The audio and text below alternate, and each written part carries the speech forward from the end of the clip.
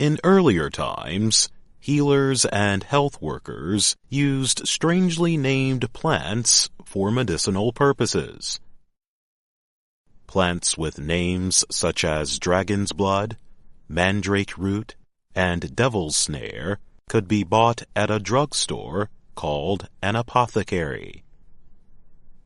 Today, one of the best preserved apothecaries in the United States has been turned into a museum in Alexandria, Virginia. The museum provides interesting examples of medicines used before the development of modern drugs. The Stabler Leadbeater Apothecary served customers for more than 140 years, from 1792 to 1933. When the business failed, the store and its contents were bought. It was redesigned to look as it had in the 18th century. In 1939, it reopened as a museum. Lauren Gleason supervises the museum. A lot of the medicines that people would have been purchasing here were probably for minor ailments, rashes, skin conditions, the flu, a headache.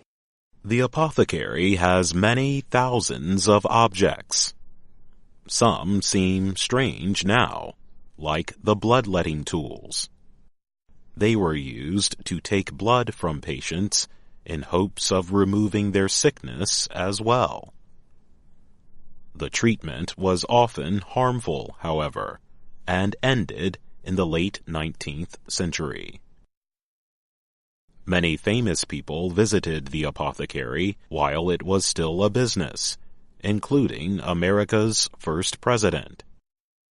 George Washington and his wife Martha lived nearby in the early 1800s at their home of Mount Vernon.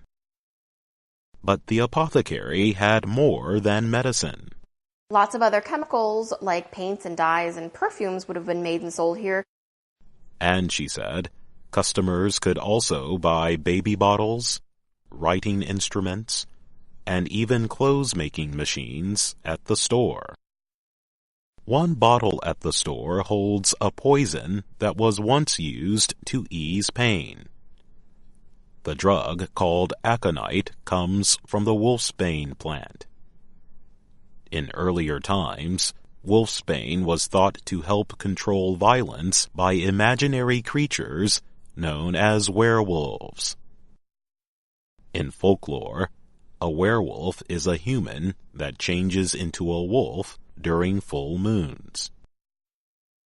Jim Williams works at the apothecary. So if you have werewolf trouble, it gets you through to the next full moon. Williams added that wolfsbane would also be used to treat pain in human joints.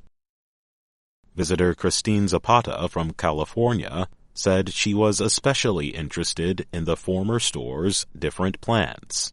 Using all these different herbs and like plant-based medicines that are like coming back now. For me, that's personally most interesting to me because I work in the cannabis industry. One box at the apothecary used to contain bottles of Coca-Cola.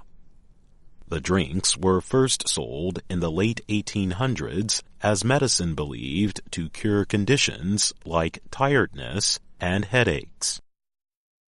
However, Coca-Cola at that time contained the drug cocaine and could be addictive. Some treatments fell into disuse after it became known they were poisonous.